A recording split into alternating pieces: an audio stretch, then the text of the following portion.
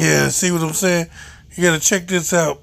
Elon Musk, one of the richest men in America, saying that if we don't merge with machines, that we'll become like house cats. Check it out. So mostly, effectively merging in a symbiotic way with digital intelligence revolves around eliminating the I/O constraint. So it'd be some sort of direct cortical interface. And you called it a neural lace? Neural lace, yeah. It's totally not Google Glass, right? No, I'm talking about something which... No, but it's like you wear it? Or you... No, I mean, it would be... I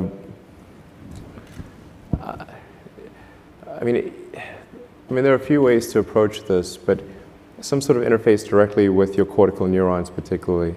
But doesn't that imply surgical insertion? Not necessarily. You could go through the veins and arteries, because that provides a complete roadway to all of your neurons. Your neurons are very heavy users of energy, so they need high blood flow.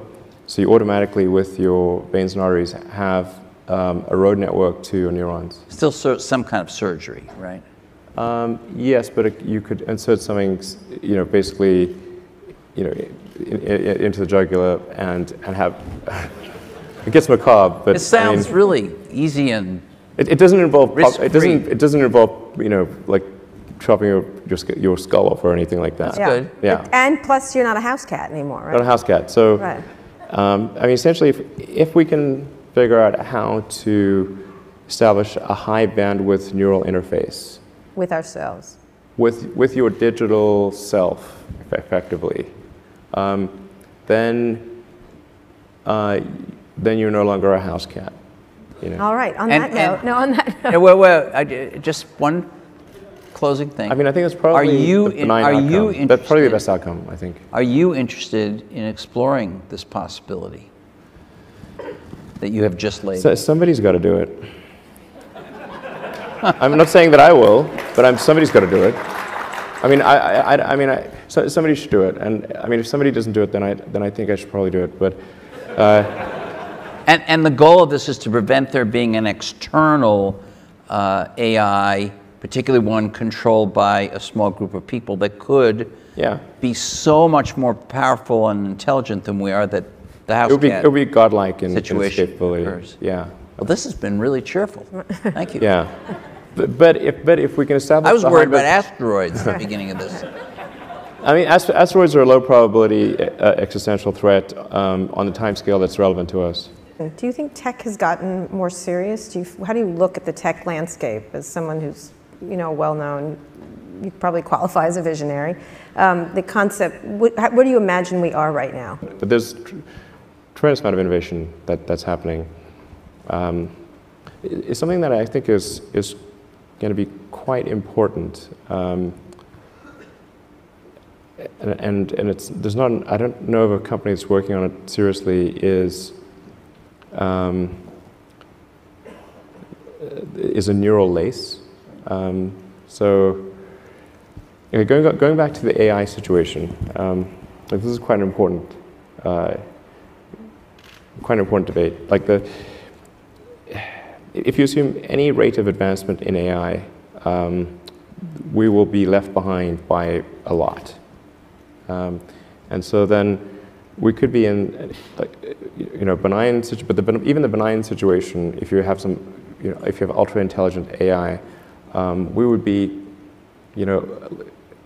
so far below them in intelligence that it would be like, a pet, basically. Pet, that's what I was thinking. Like a pet. Cat. Like a cat. It would be Elon like the a house cat. Yeah, it would be like the house cat. Right.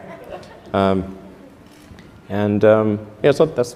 not the end of the world, It's just, sort of pet. You've seen the movie. It could be. Yeah. It could be. But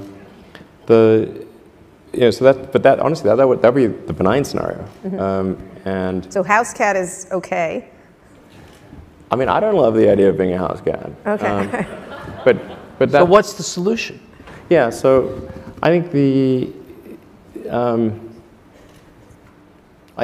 I think it's to essentially.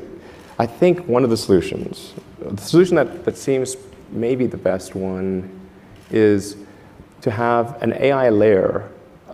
If you think of like you've got your limbic system, your cortex, and then a digital layer, sort of a third layer above the cortex that could work well and symbiotically with you. I mean, just as your cortex works symbiotically with your limbic system, your sort of a third digital layer could work symbiotically with the rest. This is something that's surgically inserted or bred into the species, or what? The fundamental limitation is input-output. So we already have, we're already a cyborg.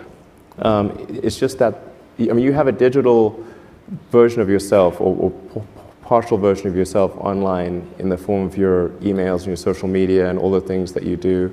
And you have basically superpowers in that with your computer and your phone and the applications that are there. You have more power than the President of the United States had 20 years ago. That you can answer any question, you can video conference with anyone anywhere, you can send a message to millions of people instantly. You know, you just do incredible things. And but the constraint is input output. So we're I/O bound, particularly output bound. I mean, like your output level is so low. It's like, particularly on a phone, like your two thumbs just sort of tapping away. This is ridiculously slow. Our input is much better because we have a high bandwidth visual interface to the brain. Like our eyes take in a lot of data. So there's many orders of magnitude difference between input and output.